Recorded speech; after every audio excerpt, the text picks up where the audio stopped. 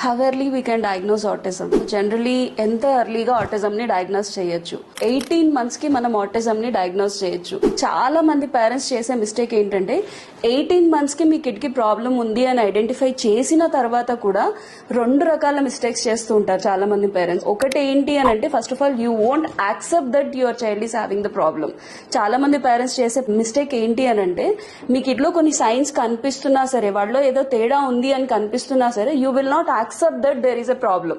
So దాని వల్ల delay చేస్తూ ఉంటాయి. అండ్ సెకండ్ థింగ్ ఏంటంటే యాక్సెప్టెన్స్ ఉన్నా కూడా you will try other accesses.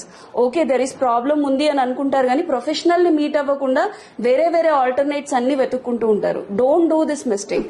So ఈ ఏజ్ ఐడెంటిఫై చేయడం దగ్గరే ఆగిపోతే గనక కిడ్ అనేది ఇండిపెండెంట్ అవ్వడం జరగదు, కిడ్ నియర్ నార్మల్ అవ్వడం జరగదు, లేదా కిడ్ మళ్ళీ నార్మల్సీకి రావడం జరగదు.